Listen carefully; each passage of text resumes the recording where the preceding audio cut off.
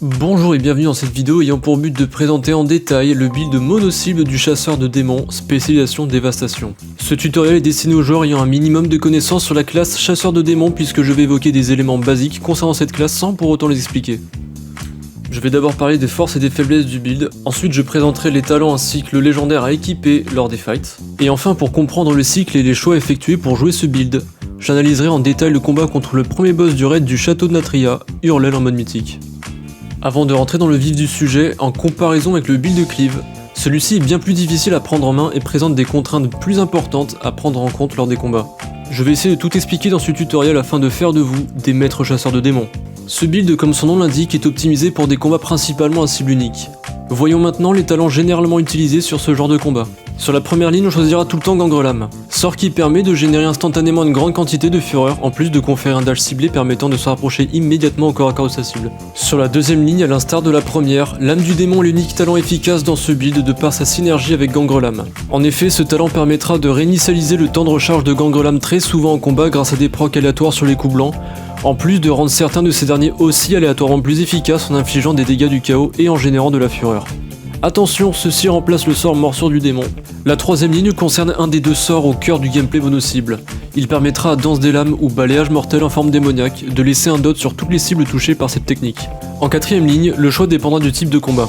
Généralement, on préférera Déchirement de l'âme pour avoir plus de ponction, mais dans certains cas, l'immunité procurée par la marche du néant peut s'avérer efficace, voire nécessaire. Ah ouais, mais c'est quand même un talent de merde.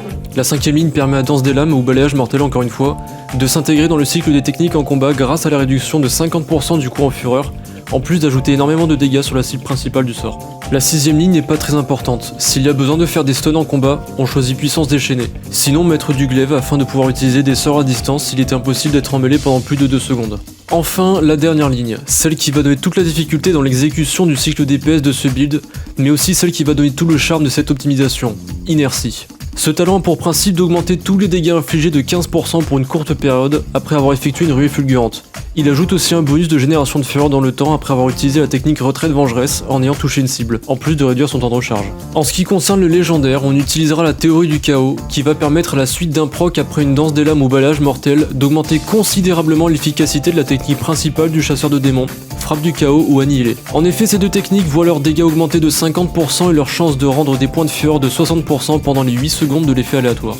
Vous l'aurez compris, le gameplay va reposer sur la gestion de l'uptime du buff conféré par le talent Inertie, ainsi que sur l'anticipation des effets du légendaire Théorie du Chaos, en se préparant toujours à burst lors de l'apparition d'un proc de ce dernier. Pour comprendre tout ça, je vais décortiquer mon combat contre Hurlel mythique du pool jusqu'au Dharm.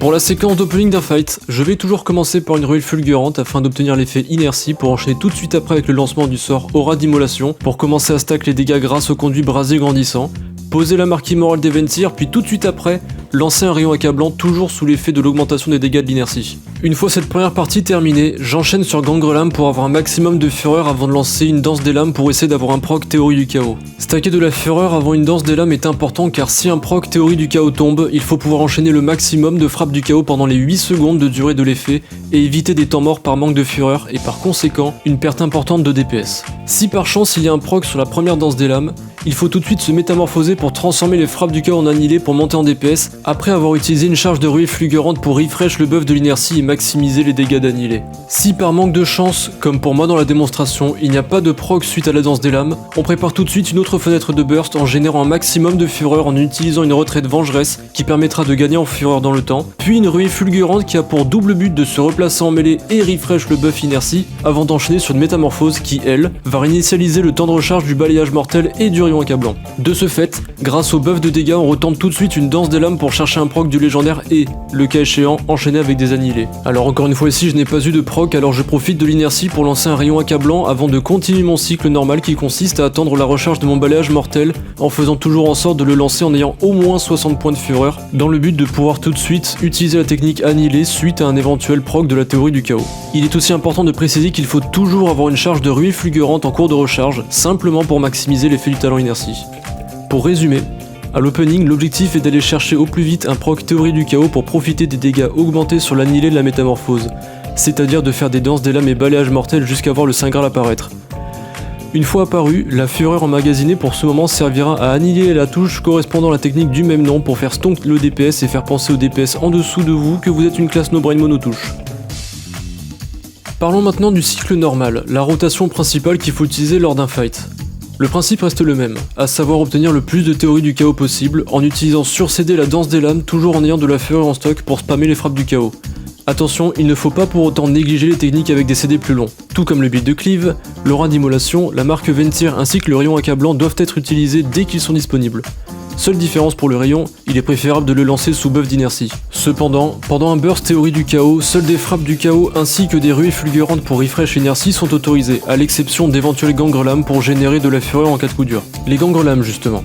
Cette technique génère 40 points de fureur, ce qui est considérable. Il faut donc éviter de l'utiliser si l'on possède déjà plus de 70 points de fureur en réserve afin de se préserver de perdre des points de fureur en cas de surgénération à cause d'un proclame du démon, le talent de la ligne 2.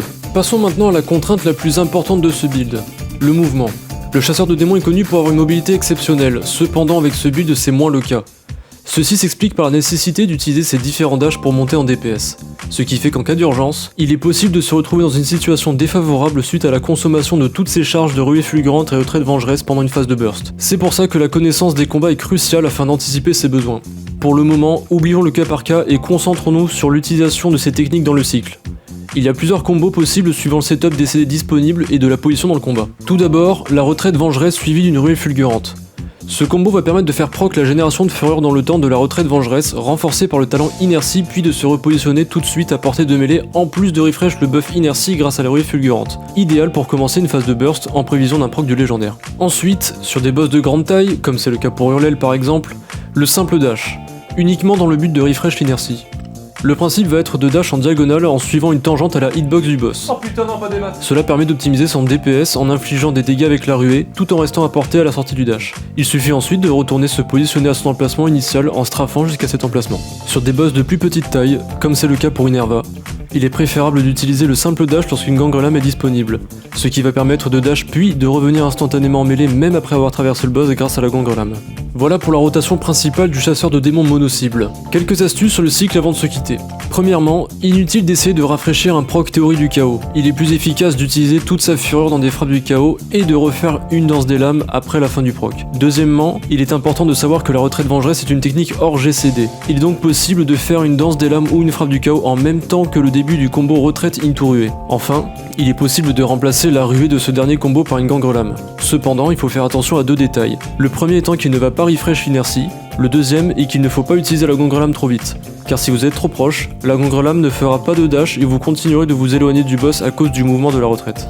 Pour conclure ce tutoriel, le gameplay mono-cible du chasseur de démons est compliqué à prendre en main, les erreurs peuvent être nombreuses et très punitives. Cela demande une bonne connaissance du combat ainsi que de l'environnement proche à l'instant T autour du personnage afin d'éviter de faire des erreurs de mécanique de boss punitifs pour le raid. Il est aussi compliqué par le fait que la rotation se base en permanence sur des procs aléatoires, le reset gangrelame et surtout la théorie du chaos. Ça implique une adaptation permanente du gameplay, de l'anticipation et de la préparation tout en respectant les stratégies des combats. Ce build demande plusieurs heures de jeu ainsi qu'une certaine aise en raid pour être efficace. En revanche, tout cela est compensé par le fait que c'est incontestablement plus efficace en mono-cible et surtout, c'est beaucoup plus satisfaisant à jouer. Voilà pour le tutoriel DH mono-cible, je vous laisse avec la séquence d'opening en vitesse réelle de Hurlel suivie de la fin du combat contre le destructeur affamé pour voir différentes utilisations du build. C'est à cause du Toyo ça. Et vélo.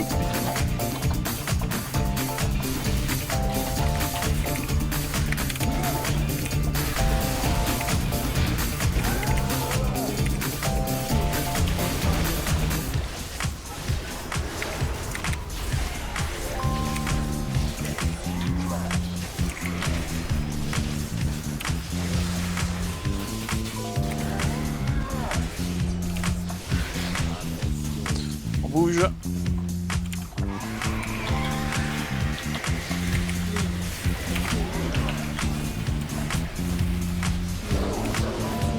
Ça va swap. Placez-vous. Consommer dans le 10.